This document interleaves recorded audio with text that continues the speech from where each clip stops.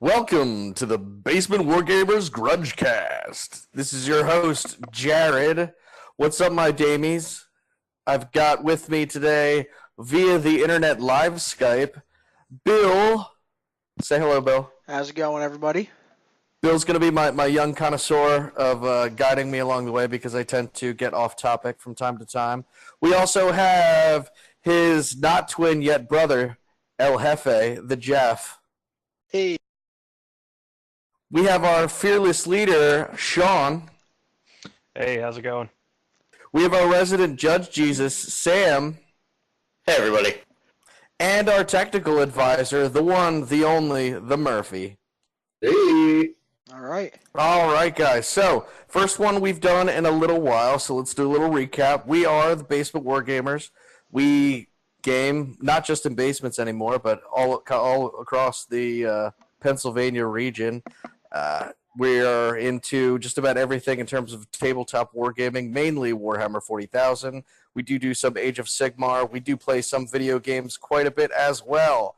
But our main focus tonight is probably going to be Warhammer 8th Edition. So let's start it off. What do we got for me? Billy, sign me up. What do we got? Well, actually, I think tonight we're going to start with Nova, which was last weekend, which Sam was actually a judge at and also played a few ringer games. Sweet. It was, I think, really the first, and correct me if I'm wrong here, the first big event that we had some BWG representation at, because Sam was there, Brian was there. Was anybody else from BWG there, or just the two of you? Carl. Carl. Carl was there. Oh, and then Brian Ott was there playing some 30K alongside of his buddy Bill. They were actually doing the 30K team up narrative stuff that Paige runs, so that was pretty cool. Didn't they get an award or something too, I thought? Yeah, they got an award for, I guess, like best thematic army or something like that. That makes sense. They had White Scars and Blood Angels, I believe. Really nicely painted armies. They look beautiful. I'm sure you can see pictures of it on Nova's page, if memory serves. Or you can come onto the Basement Wargamers Facebook group, and we can show you these fantastic pictures as well. Yeah, I think they might be doubled up on our Twitter, unless, Bill, you didn't get a chance to do that yet. I did not get a chance to get them up on the Twitter feed, no. Oh, well, I'm sure. So they will be eventually. The army looks awesome, very cohesive. Lots of jump packers, lots of bikers, some flyers. It looks really good. So Sam, what were your thoughts on Nova? Was this your first time attending, or had you been there before? I was the judge last year as well. Okay. So Nova's a great event. It's kind of the premier big 40K convention on the East Coast. It's every year Labor Day weekend. This year they had about 2,000 or so attendees, including over 200 in their flagship event, which is the Warhammer 40,000 Grand Tournament. It's a charity event. This year they raised somewhere around $60,000 for charity, which was amazing. Which charities in particular? You know, I hate to say this. I don't know off the top of my head. I don't know where the money from the Nova Open Charitable Foundation goes exactly. I think it has something to do with cancer research due to the family history of the people that run the thing. But I'm not privy to details. But yeah, it's a great event. I was the judge for the Invitational, which was on Wednesday. The GT, which was Invitational on Thursday, and then the GT, which was Friday through Sunday.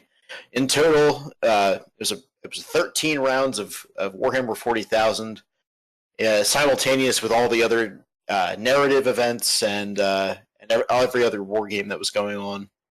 GW was there, helping paint judge and helping answer questions, and it was a really, really, really great event. It was great having GW out and actually supporting the Nova and the 40K community on the East Coast, and it's always fun to be able to go and judge and give back to the community. Mike Brandt, who runs Nova, and all the staff are all amazing people, and it's cool to be able to go down and have this big outpouring of hobby love, And yeah, like I said, get to give back to the community a little bit. Very cool. Wasn't Forge World represented there too? Yeah, absolutely. GW and Forge World were there. They had big booths. That's cool. Yep. So you Very neat. Very neat. So you also were a ringer for a few games, right? Yeah, well, absolutely was. You know, there's you got so many people coming out, and every now and then people have to drop. And you know, when somebody comes hundreds or thousands of miles and pays, you know, an entry fee, you got to give them a game if you can. So I played 4 games total as a ringer with my Death Guard before the Codex came out, and it's 2-2. You know, I gave some people a good run for their money.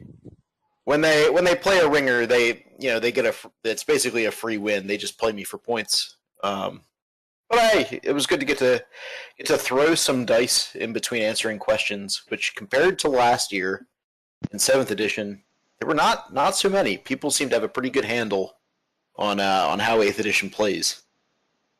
What armies did you play when you were a ringer? Oh, it was all kind of Imperial soups type stuff. I don't remember the specifics. A lot of conscripts and Gilliman. And yeah, it was Imcard that won, right? Yeah, Andrew Gagno won both the Invitational and the Open with his Imperial Guard army. Nice. Conscripts are a dangerous combination right now. My only fear with them is the slowdown of play. Now, from my understanding, Andrew's really good about his speed with the conscripts and like rolling dice and getting everything together. Was that true? Yeah, absolutely. He's a very conscientious player. That's good. That's good to have in that situation, especially.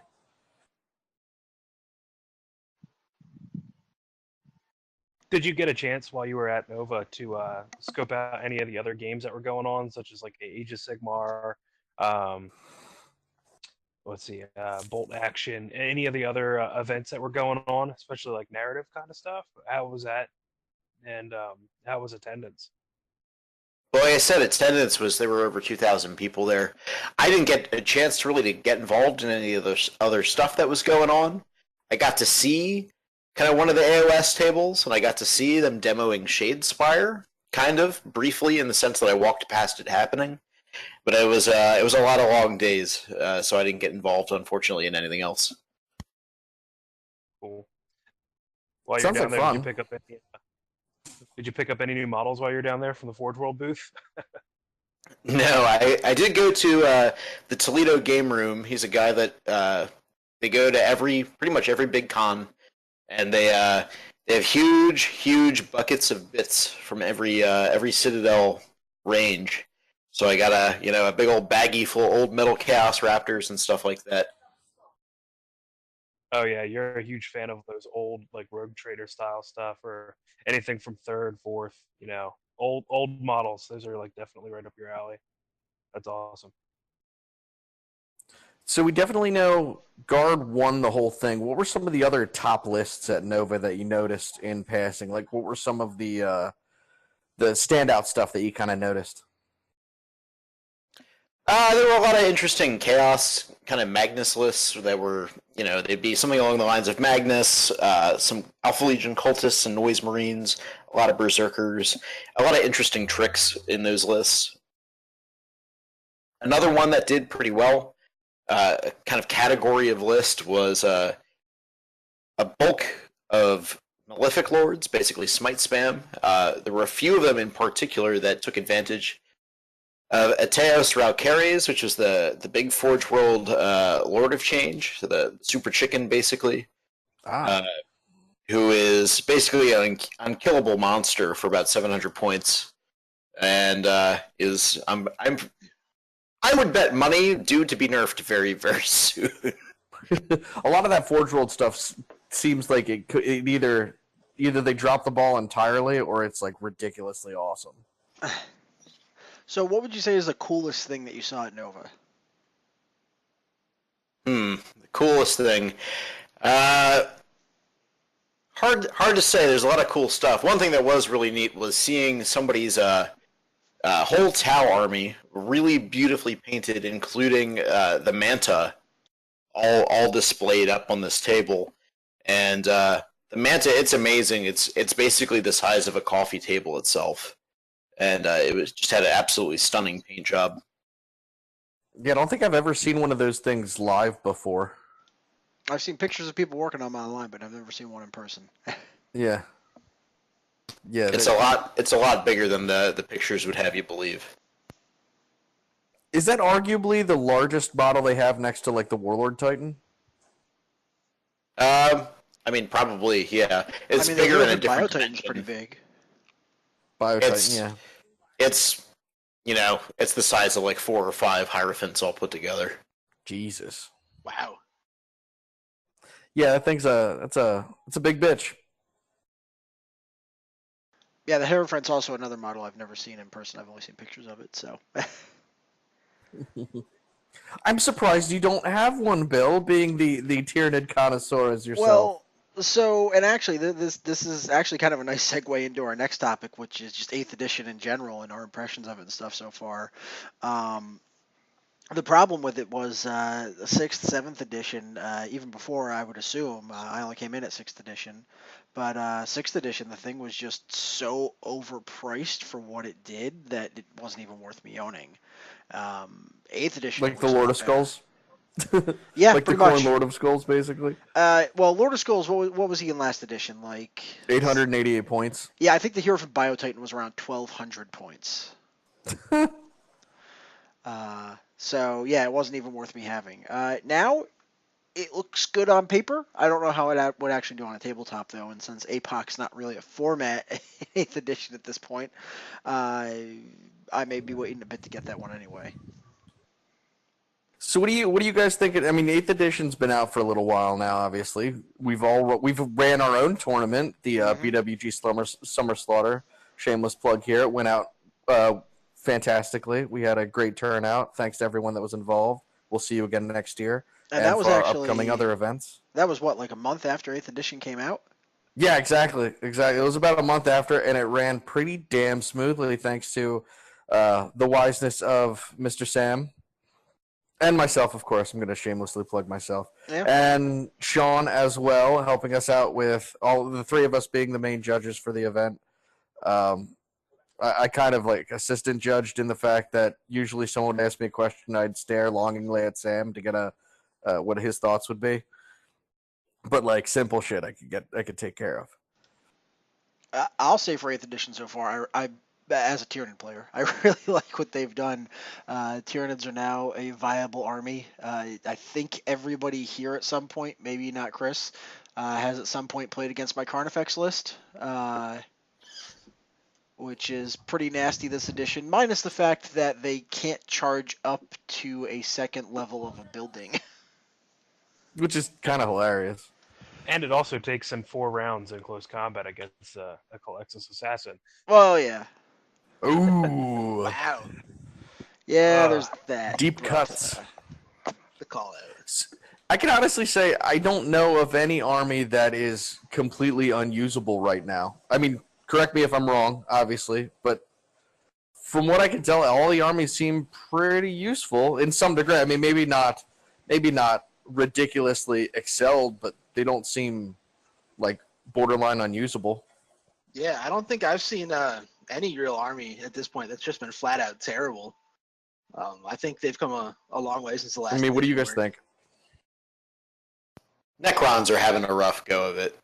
They're going to continue to have a rough go until they get a codex. Necrons have had a really rough go of it, and I mean, we had pretty much one of the easiest and most forgiving codexes back in 7th edition, and now we don't have as many tricks, and the old reliable units aren't as reliable as they used to be, and you might think, looking at the codex, oh, I want to run multiple 20-man units of warriors, but people know to concentrate them down and just kill the entire unit and then move on to something else, but it's not working. So some things are going to need to be fixed in the Necron army. I mean, you can get fun with a couple of lists, but I don't think they're right now a viable army.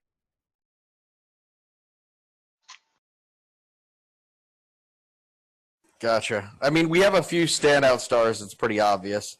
Guard got a huge boost. huge boost. And I'm interested to see what happens with the Codex in terms of that. Tyranids obviously I think got a very solid boost in this. Orcs got a really nice boost. Absolutely. For the Tyranids, not the Orcs. I don't care what the Orcs got. They're all biomass. I think Marines were bland until they got their Codex, and now I think they're okay again. And my thoughts on the Primaris, they're neat, but like they're definitely not. I guess the initial thought on Primaris that I was going to think was that they're going to come out because it's the new Golden Boy, so they're going to be broken and amazing, and they're really not.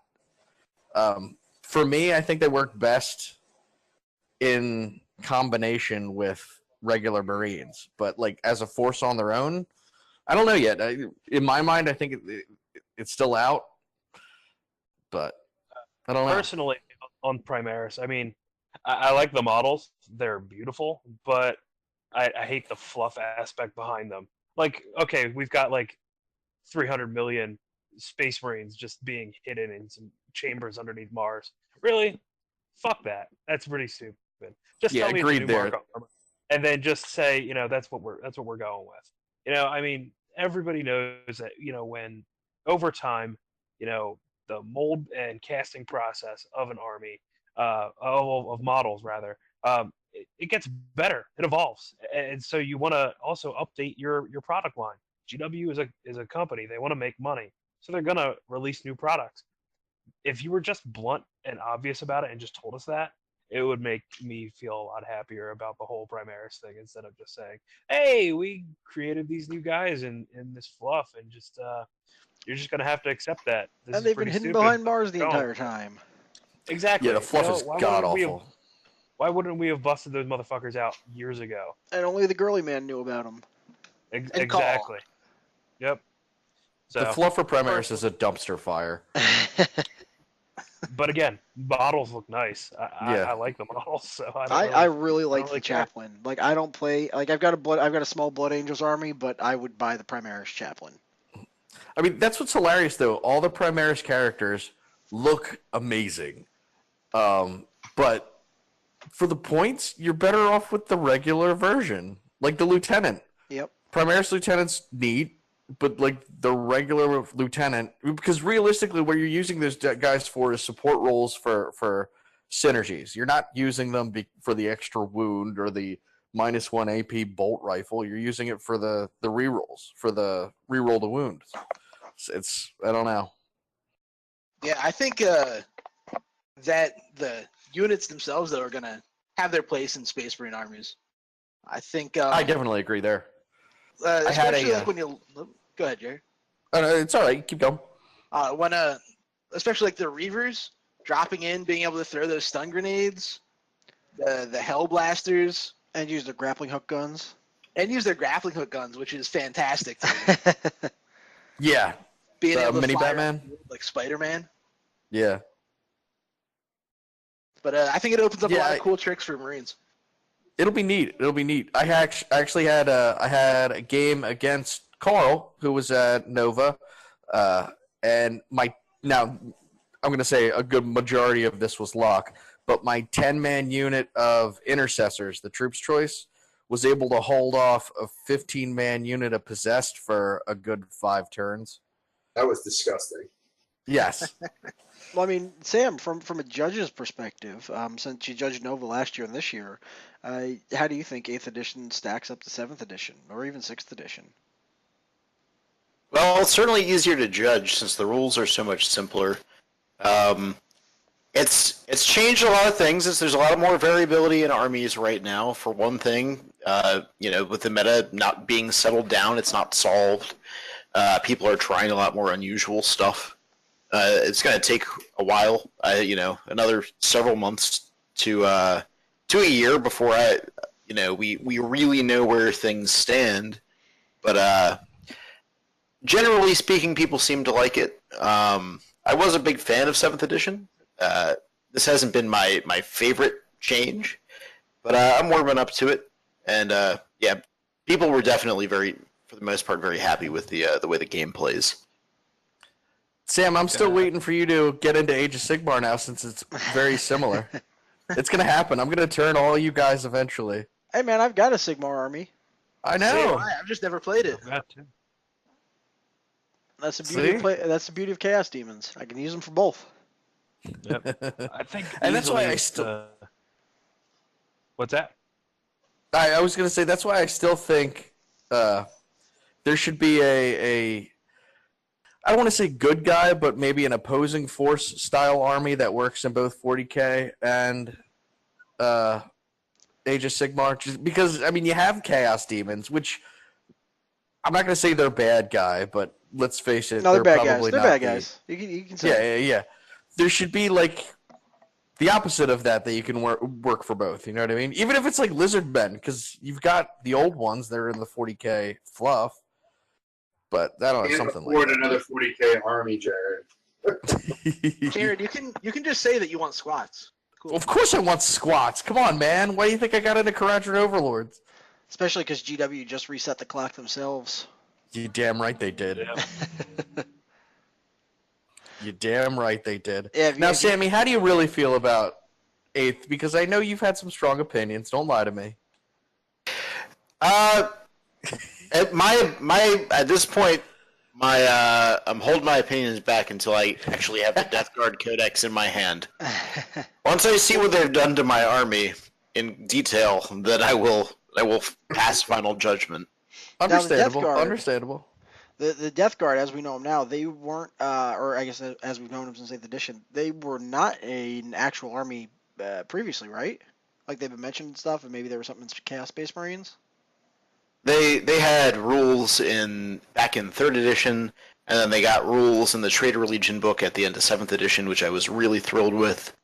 But now they've been broken out and have their own codex. Gotcha. And all the new but they didn't have like their own models like they have now too, because they were kind of the flip side to Primaris Marines, right? They had Plague Marines, which was essentially what the Death Guard were. Yeah. So they had a couple of Plague Marine kits. But yeah, they're kind of the big new thing. They were released along with the Primaris Marines in the starter kit, and they're getting their whole own range of models and stuff that all look really cool. It's kind of like what they did with Thousand Sons, right? Yeah, basically give them some more models to make them, more of a range, kind of like the way that Space Wolves and Dark Angels are distinct from regular Space Marines. So I wonder if the ultimate goal for Chaos Space Marines is to break them up like regular Space Marines, where you'll have the Death Guard Codex and you'll have Thousand Suns, and then you'll have Oh, totally. World I can Bearers already see that happening. or World Eaters and I Word mean- Bearers and blah blah blah. They already have the mimicking chapter tactics. I mean, let's face it, the Alpha Legion chapter tactic is the Raven Guard chapter tactic Yeah. plus.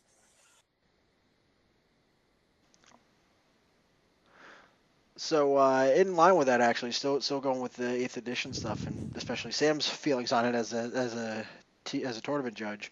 I mean, GW's response to things you mentioned about the meta before has been insane with this edition. I forget what tournament it was, but the one that had like the all flyer list that won, and then within 2 weeks, GW came out and was like, "That's not a valid list anymore because of a new FAQ." I think that can be a dangerous road. I don't mean to sound like a doomsayer, because I'm usually the one that's shitting on people that are doomsayers. But that's a double-edged sword in a sense, because like the same point in time, you can't go strictly off of, okay, what list is winning tournaments? Let's shit on that list. You know what I mean? Mm-hmm. So I think it hasn't been out long enough to do too much of a judgment on it yet. And I'm for making changes if you notice something that's an obvious, bullshit move, like full on flyer spam stuff. But I think they just need to be careful with that, because that could go in a real dangerous direction real quick, if you know what I mean. Yeah, it's. I mean, personally, I like it. I like the idea of having a changing and shifting meta. Mm-hmm. I like the potential of it. Something where it's like, hey, this list was great this month, and then 6 months later, with FAQs or even with like chapter approved coming out soon, it's not the best list anymore. It's not going to be an issue where we're getting back into 7th edition where it was like whatever, Helldrake list or whatever was king. Helldrake list. You're cute. Whatever one. It's been 3 months. I don't remember what the 7th edition meta was at this point. All I remember is that Tyranids sucked during it. Tau Eldar. I think we all can remember playing a Tau Eldar list across the field and saying, "Hey, I hope you have a good game," and then getting blasted off turn 1, turn 2, turn 3. You're heading out. So one thing I did want to mention about that, not specifically Tau Eldar, but in terms of tournament scene and seeing some of the tournament lists, and I know this is kind of falling back on some of the stuff we talked about before, but it was something that was mentioned that I was reading across, and I can honestly say I really agree with. One thing I really enjoy in comparison to seeing some of the older tournament winning lists, like Andrew Gagno's list that won Nova, one thing is undeniable there. That was an army. It wasn't a mixed bag of weird character mishmash. It wasn't like, here's some Space Marines and some Dark Angels and some Space Wolves, and they're all characters. Or here's like 4 different types of demons, a demon prince, and some orcs. It was a cohesive army. It's something that you could look at and be like, all right, that's a guard army. That makes sense. And if they can keep it in that direction, I think it's going to be a positive. Yeah, I like the idea of that too. And I'll get off my soapbox. The fact that you're not getting the crazy, mishmash of armies all over the place. Well, it's just like it actually looks like an army, and that's what I think some of 7th edition was missing. Like you got these tournament lists that's not an army; that's a collection of dudes. That's somebody having their model collection and saying, "Hey, this could work," which I mean, I guess could work, but it's I don't know.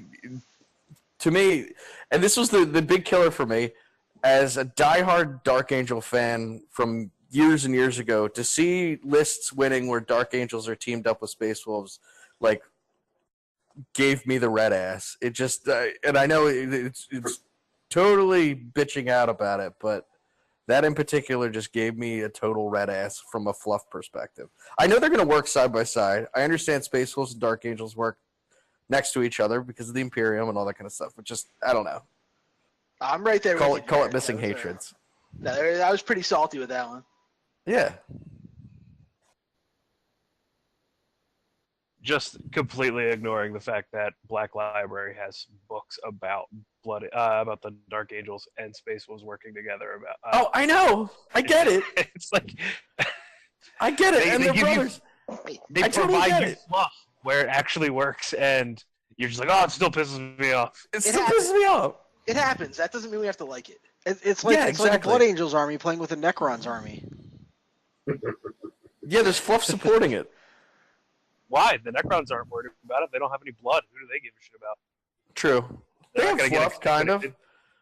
They're space Egyptians. But robots. Robot space Egyptians.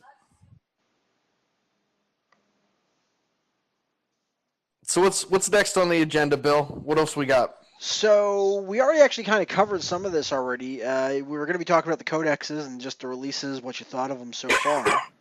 I'm pumped for the guard one. And honestly, I'm pumped for the guard one because I actually hope they nerf some things, and that's from being a heavy guard player. I hope they make conscripts not allowed to take orders. Just let them run all over the field doing whatever the fuck they want. Well, no, they can't get orders, so it like dumbs them down a little bit, you know? Yeah. I'd like to see some more infantry squads. I will say the game where I played against your guard when I was using my Gene Stealer Colt, the fact that I kept making you fail those morale tests, and then you were just like, yeah, I'm just gonna use this order thing and just kill one guy, and they automatically pass. Oh, that was the commissar. That was frustrating. Oh yeah.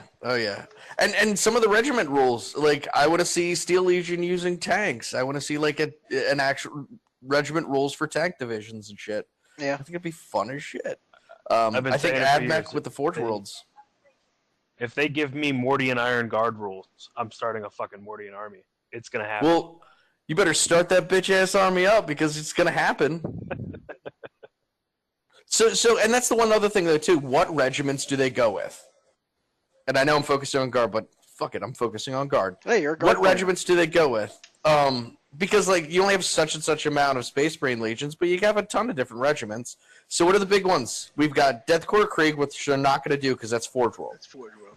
So you've got Cadians or Cadian Remnants, basically. Sad face.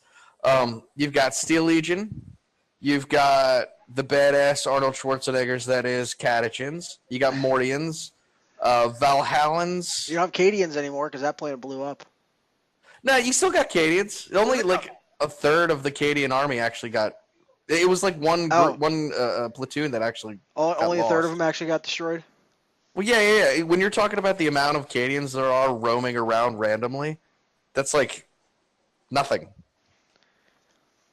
But I mean, you got Steel Legion, you've got Mordian Iron Guard, you've got Talern, you've got the Vostroyans, you got the Valhallans, which very similar to each other, but still you can split them up. Am I missing something? I'm probably missing something, and some guard player is going to call my shit out. Do you think that guard are going to get something similar to chapter tactics based off of the?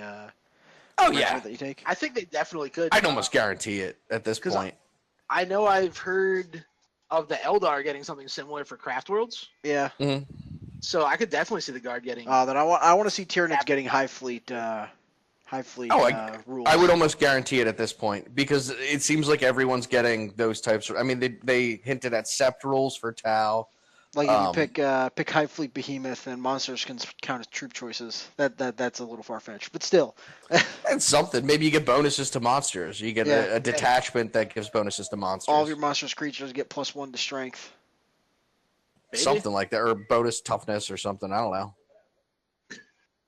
But I think they could go that way with most of, not all of the codices. I would hope. Add a little more flavor to the game. They could go there with everyone. Everyone. So now, Dark Angels, you could do Raven Guard, Death, whatever their Terminators thing are. I don't see them doing it as much with the specialized Space Marine chapters. Just Death Guard will have their thing, just like Dark Angels will have their thing. Yeah, but I mean, even Blood Angels, you could do Flesh Terrors, you could do just Blood Angels in general, and you could do I can't think Lamenters. I think you'll see bits of in the codex for that. Like maybe each character will give them special rules, but they're not gonna split it up like chapter tactics. I think they could. Yeah, that might be a little tough. Because they did the same thing in 7th edition. Like the Blood Angels, going back to the army detachments for 7th edition. Going back, if you did a Blood Angels detachment versus a Flesh Terrors detachment, those were two very different rule sets that you got. They had some overlap, but they were two very different rule sets. And from my understanding, what I've heard, the Craft Worlds book for Eldar is not going to include any Yanari. No, I think that's going to be its own thing. Yeah, Yanari's going to be its own codex. They got to make more money. Yeah. Well, it's smart. I would. Why wouldn't you? I mean, that's going to be a small codex, though. No, they're probably going to release it towards the end and have a bigger range for it when it comes out. That's definitely possible. As you said, they got to make more money. Yeah. What other ones are we missing? I mean, Skutari's having different Forge Worlds, so AdMech will have all the different Forge Worlds to choose from. Mm-hmm. Yeah, they're up for pre-order. What, next week? Next weekend? I think so. Yeah. Yeah, because Death Guard came out this weekend for pre-order. Yep. And so Necrons will that'll be exciting. The different dynasties or whatever. Yeah, yep. Necrons have different dynasties. Orcs have the clans, which will be hilarious and fun to see. I really hope they bring back looted, not looted wagon the way it was now, but where it's its own thing. But looted wagon where you can choose a thing, you can choose a vehicle from another army and just shit on it, and then it's your thing. But like a weaker version of it. And they're bringing back VDR rules, which is going to be insanity. Now, granted, it's only for open play, but still VDRs. What are VDRs? You got the old... I'm going to learn you today, son. Approved, man. VDR, Vehicle Design Rules. Basically, you make your own vehicle, you give it what weapons you want, and then it figures out the point cost. That's what the big thing at the time of the original chapter approved was the deodorant stick land speeder. A dude made a land speeder out of a deodorant stick for the original chapter approved, and it got rules because vehicle design rules and because screw you, I do what I want. So I want an MDR then. I want a monster design rule for Tyranids. Possible. I'm down with either of those. Those both sound like they could be amazing. Now, they said flat out it's only going to be for open play. Yeah. But it's still exciting. Yeah, that's. I think I'm more excited to see what the stuff that people come up with is gonna look like than the rules for it, though. Oh yeah, you're going to get some really interesting conversions, especially orc stuff. I would expect that from the orcs. I would expect nothing less.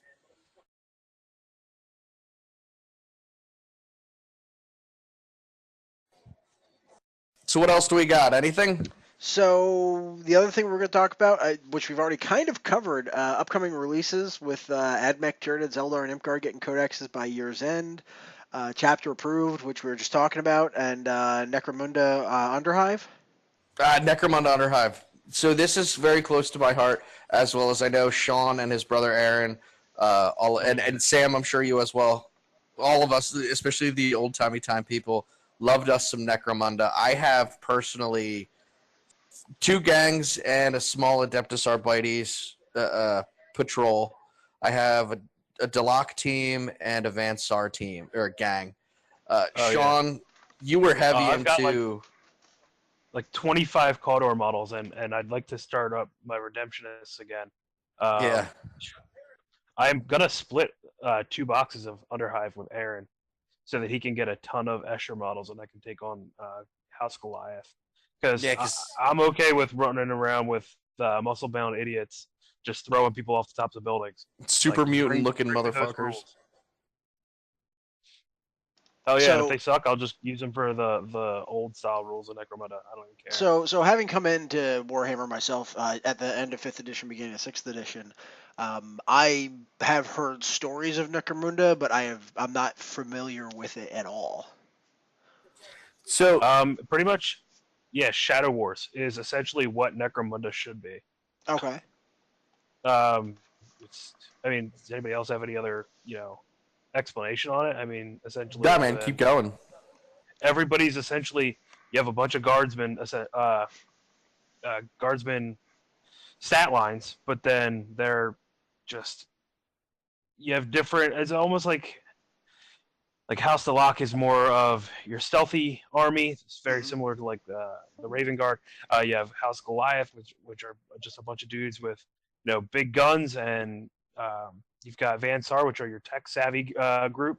You have House Orlok, which look like a bunch of, essentially, catechins with a bunch of bandanas and vests on. House Escher is a matriarchy. So you have a whole bunch of a bunch of ladies. What other gangs are there? I forget offhand. So beyond that, you have the Adeptus Arbites, which is the police force.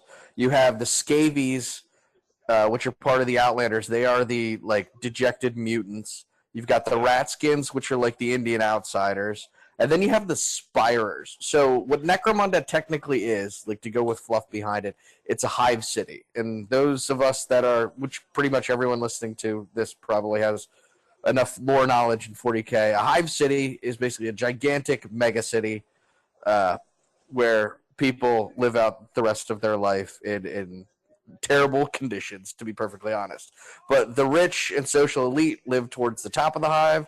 The less fortunate live towards the bottom in the underhive, where generally no one goes towards the Adeptus Arbites, don't even patrol it because they're paid by the nobles and the elite, so they patrol up top. If the gangs tend to go up in the levels of the underhive a little bit more, then the Arbites get more involved. But generally speaking, think Judge Dredd with megacities, but instead of expanding outward, it's expanding upward. So you have the Spire, and that's what brings in the other class known as the Spirers, which are basically rich kids, nobles that get bored with life and decide, I want to be a superhero, get all their gear together and start beating the shit out of gangers. So they go full purge on them then? Full purge. Yeah, there's dudes with weird wing combination things. Yeah, the Yelds. Those are pretty cool. They look like giant swooping hawks. So basically, I could either play Judge Dredd, guys from the Purge, or like Gangs of New York or something. Yeah, so to kind of give an overgeneralized, stereotypical look at each one of the gangs, Delac are all bald with black trench coats, very matrixy, very gothy. You have your Orlocks, like Sean said, that look like catechins. They're basically the vanilla of the group. That's like your classic white guy. They're big into mining, but they really don't have anything interesting. They are what they are. The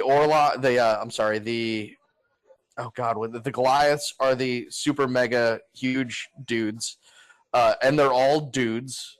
The Goliath are all dudes. They're all muscle bound, and they hate the Escher because the Escher are chicks. As sad as that sounds, that's literally the thing. And they're also like much more agile.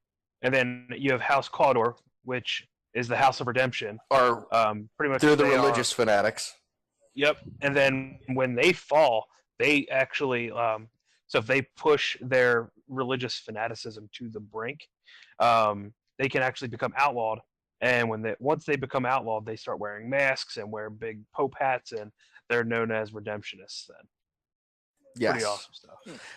The Vansar are literally super tech like nerds, but they all look like Snake Plissken from Escape from New York. I'm trying to think. I think that's all the gangs. I don't think I'm missing any of them. Any of the big name ones, anyway. So do the Escape from New York ones, they have the ability to like ride on a wave or something? No. But they do get some sweet tech gear. Okay. And sweet mustaches, because these are all you got to figure like 80s models of these original Necromunda ones. Now, obviously, the newer models are a little beefier, a little more to the time. But like the classic 80s models were just beautiful in the sense of their ridiculousness. Aaron just eBayed a whole bunch of Spires for like $100. It's nuts. And it's like a smaller game too, right? It's not like Warhammer. Oh, yeah, it's a skirmish scale. game. It's more like a kill team in scale, right? Yeah, it's like Shadow War. Yep, you pretty much in the old edition you used to get like 1,000 credits, and you could buy your gangers, and it's like D&D. You would level them all up. It's a lot of fun. If you've played like XCOM, I think it's very similar to that. It's freakishly similar to XCOM. XCOM or like exactly. Borderlands? Not really Borderlands, because it's more tactical combat, like XCOM. Hey, Borderlands is tactical. Running in and killing as many guys as you can before they kill you is tactical. Sure. I suppose. But also your guys can die. Your gangers can die, and then you lose all their stuff, or they can get captured by the enemy gangs, and then you have to do a whole mission to try and get them out. Rescue them. Oh man, rescue missions are fun. So when your guy goes like blind in both eyes because he's been wounded so many times. Yeah, and basically you can get damage charts, and some of them are called old battle wounds or horrifically scarred, where you can just look so messed up that you cause people to take fear checks around you. Or you can go completely insane. Like your guy basically got shot in the head and now he can't talk. All he does is grunt and charge at things and get angry. Could I give my guy like Gene Stealer arms and make him like he's turning into a Gene Stealer? Yeah, actually, they had not really Gene Stealer cult rules, but similar at least. I mean, the scabies were kind of similar. If I could use my hybrid acolytes and my hybrid metamorphs. I mean, they didn't have rules for them, but they did have rules for scabies, which were literally little mutant people. Huh. So the scabies were literally, if you play Fallout, the oh god, what are they called? The weird, messed up dudes that got like burned from radiation to look like zombies. The ghouls. Yeah. That's scabies. It's almost exactly the same. I have a horrible secret to reveal. I've never played a Fallout game. Oh, you're a terrible person then. I'm sorry. I've seen several people play these Fallout games, but I myself have never played one. You should get on that. I think you might enjoy it. I have one if you want to play it. Eventually I'll get on it. I'm sure, probably. I've still got to play through Uncharted because I haven't played through that. I haven't played those either. I heard those were really good as well. Those are fantastic. Especially the second one. Excellent. So our next topic coming up here, current projects. What's everybody working on right now? I know that a bunch of us are going down to Shorehammer, which we'll talk more about towards the end. But what's everybody working on right now? Is it getting ready for Shorehammer? Is it other stuff that you're working on? Let's start with the top of the list here, and we'll go with Jeff first. Well, I finally, after like 2 or 3 years of playing Dark Angels, finally picked up a Dark Shroud. So that's kind look at you. my current project. How far along are you on it? Haven't started yet, but it's gonna happen soon. I'm just trying to figure out if I want to make it into a Dark Shroud or go with the Landspeeder Vengeance, because I was looking at the rules and that seems pretty good now. My answer will probably be magnetizing it. That might be a good idea. Smart move. Jared, how about you? I am right now working on other people's things. I've done a lot of my stuff, and I took on some projects. I'm doing some inking for Sean's Necrons, which I think is going to look really good. Nice. And I will be building our young friend Donald's Death Guard army for him. Oh, very cool. Nice. Is he so finally getting away that'll from be AdMech, or is interesting. he playing that in addition? Oh, no. He's 100% in on AdMech. I think he just wants to try something different. Gotcha. Yeah, Don So- just doubled down and he just got himself 6 more Iron Strider Striders. Battlestar. Yeah, he's So, way too yeah. deep with that mech to quit. Yeah, he's not gonna get rid of them anytime soon. No. Especially And he with has the his codex orcs still, coming out. too. Sheesh. Yep. His orcs. Yeah, he has orcs. I didn't even know that he had orcs. Me either. Uh-oh. Yeah, he has quite a bit of orcs. Huh. I mean, that's like Jeff having Alpha Legion and nobody knows that he has Alpha Legion. Jeff doesn't have Alpha Legion. It That's just a sick means he's joke. playing the army right then. Sam, how about you? What are you working on right now?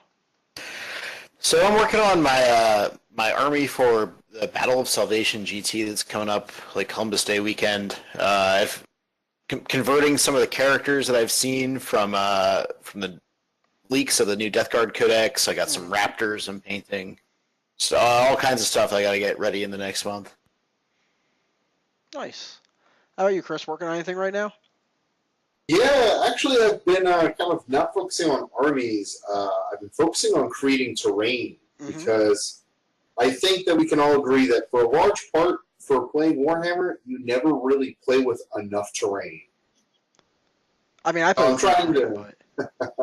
I'm trying to create like a city board, and I'm trying to do it on the cheap. So that's been really fun, and I've created a bunch of templates to make cheap runes that all actually fit together, so I can create large-scale buildings, or I can have individual pieces of runes. And it's actually been so far very, very good. I've created 4 ruins now. I have 2 pieces of map board, and I'm going to buy 2 more pieces of map board, and have 8 ruins on a table, not including the other pieces of terrain I've created. Very cool. I guess before I go to me, I'll go to Sean next. What are you working on? Let's see. I'm rebasing all of my world leaders because some of the models I had were on the smaller size base, so they're all going to their larger base size. And just in the process of doing that, I've got my 3 boxes of Betrayal at Kalf, and I've sold off all of my basic infantry for my Raven Guard, and I'm redoing all of them. So they're gonna have the older style armor, so it's more fluffy for me. Yeah, just doing a bunch of that stuff. I have a couple of Necron odds and end items to finish up. I've got 6 Toonblade bikes that I have to work on, and a monolith that I have to work on, and some odds and end Eldar stuff too. But nothing too major on that front. So yeah, for me, I'm being a little more ambitious right now. I got to do my painting for Shorehammer. I've got 11 models I need to get painted for it. I also do want to finally make myself a good Tyranid display board. And I am also planning to base all of the Tyranids that I'll be bringing to Shorehammer, and then eventually the rest of the army from there. I think you should really look into that dumpster fire idea that I agree. Aaron Again, suggested. I don't think they would allow open flames at a tournament. Yeah, but did you ask? Plus, Yeah, I mean, the you could dumpster is going to be really heavy to move around. You could just model a dumpster. What If if you you just, model a dumpster? I What could if you model a use the dumpster. I didn't think of dumpster that. to burn them, and then just make a replica and bring it with you? And then you could have them like coming out of the dumpster. As I Tyranid didn't should. think about that actually. That's a different take on things. See, you're welcome. I'll look into that one more. So getting towards the end here, I think we just got our plugs. just the plugs. I know we've got the narrative campaign coming up. If Chris wants to talk about that a bit. Yeah, sure. So the biggest part about Warhammer, I think, that really pulls us in is the actual fluff, the stories, and I think in a large part, a lot of us don't actually feel that way when you play the game. Remember fighting that one Dark Angel army that was literally nothing but whites in the city, or from anywhere. So as a result, we've come up with a new narrative game that's going to be held everywhere. It's going to, for right now, we're working out the kinks, but there's going to be a lot of ways you're going to be able to win your games. First off, we want people to come out, play, have a fun time, but we want to hear and see writing or their storytelling or even like their hobby progression, how their army has succeeded. And that's going to be like a really big part of like winning these games is actually storytelling. Once this narrative goes off the storyboard, we're going to have a lot of people writing. There's going to be a lot of art created. The end prize is going to be a illustrated picture, color of your general sort of claiming his prize over the planet. And we have an artist lined up for it, and we look forward to working with them over the course of the weeks that we're going to have this campaign.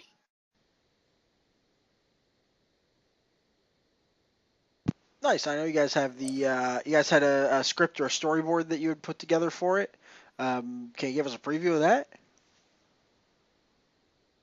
It's going to be the battle for Rogimus, and it's going to be a planet that's going to be Jupiter-sized. So, I mean, even on 40K, you have to acknowledge that that's going to be a big mother trucking planet. Mm-hmm.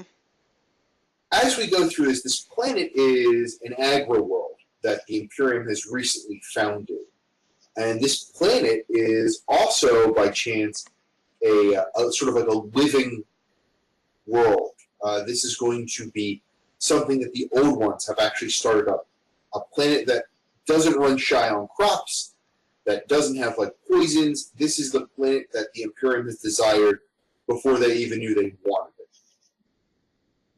Eastern Fringe. So it's also pretty highly contested by some of the Tau Empire, and it's also a gigantic smorgasbord for the Tyranids. This whole game is going to be revolved around all the different armies either trying to protect it or destroy it. And we've come up with a few different faction sort of alignments. We're going to have the destroyers, such as the Necrons, the Tyranids, and the Orcs, because they don't hope to gain anything out of this planet. If it's snuffed out from this planet, they're going to be happy. We're going to have the Eldari working together to make sure that messes up this jewel of space. This is truly something that the Eldar would have deep in their hearts and minds to keep protected, dare to disturb something so well crafted from the old ones. And then we finally have, we have the Imperium and we have Chaos. Always at war with each other and always hoping to the chance to take this world. So we want to make sure that Chaos also has their fair chance, but Marines and forces are wide and large in our meta currently here. So we're going to kind of lump them all into one faction. And we'll have Imperium desperately trying to hold on to a world that purposes, could actually float probably a whole sector worth of agriculture. We look forward to seeing people kind of come out, stories people have of their own unique armies and generals. I know I cannot wait to hear about everybody's general that's putting it all on the line, or with maybe another player they've never worked with. I think that it's going to be phenomenal to see team games, the scoring, and to see how everybody interacts in this narrative game where we just want you to come out and have a fun list. Hey, we're going to write up a good story, and I hope that everybody comes away satisfied that their army gets the justice that they deserve. Very cool. There's also, I think we had said a possible Mechanicon, but now it sounds like it's a definite Mechanicon. Sam, if you want to talk about that one a little bit. Yeah, so Mechanicon, it's smaller than it's been in years past. This year it's going to be on Friday at Fall In, I believe at the Lancaster Host, which I think is the same as last year. This year they're doing a 4-round event using the Games Workshop kind of GT packet. Should be a good time. It's usually a lot of old veteran gamers, some really beautiful. Uh-oh, I think we lost Sam. I think we lost Sam. I think so. Oh, hang on. There he There is. he is. How long did I speak at all, or was I muted that No, whole we time? heard you were going to be held in Just a Lancaster few General or moments. something. I think you ended on beautiful gamers, which is a little weird, man. I mean, I know, You- you're not even there yet. Beautiful armies. The old veteran gamers with beautiful armies. You fucks.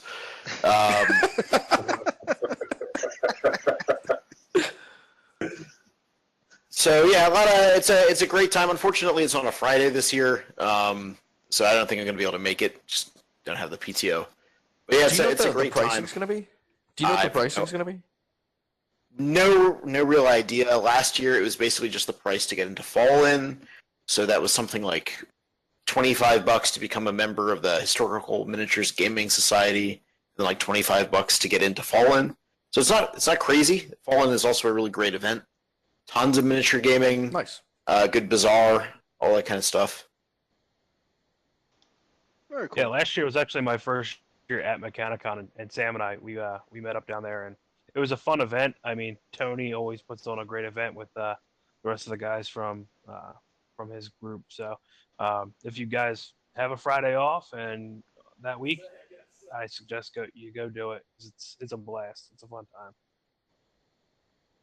And then the next, I guess it's a big one for us. I think it's our first time with any real representation. There was Shorehammer.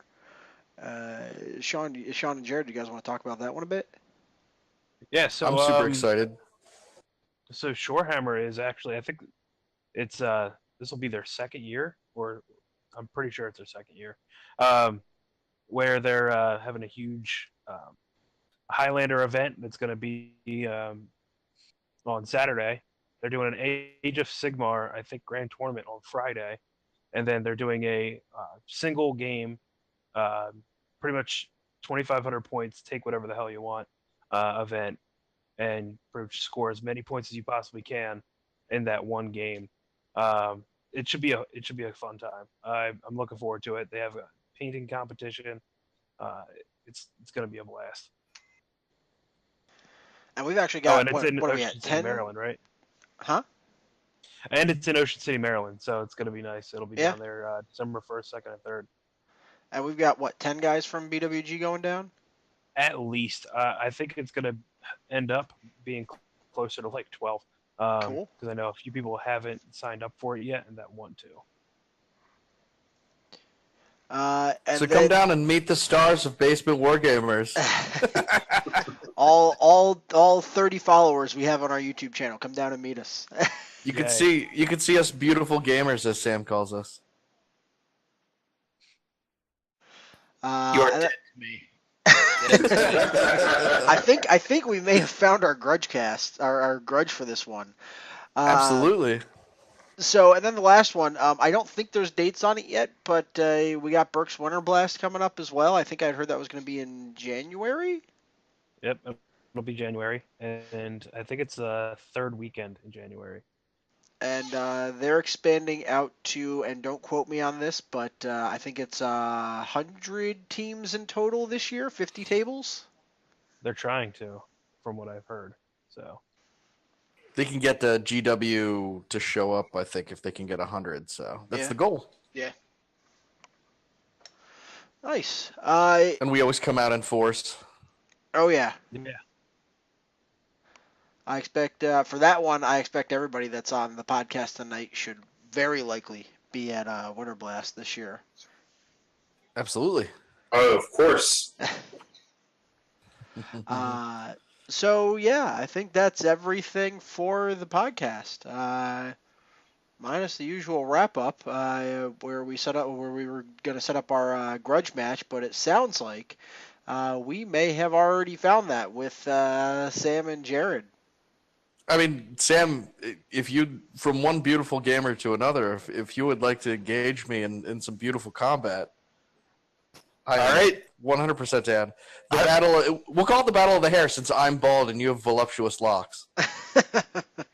That seems like it works to me. Perfect. All right, guys. Well, this is the Basement Wargamers in our first podcast back in its newest format. We thank you all for listening. Have a great night, and we hope to hear from you guys again. We'll see you next time. see you next time.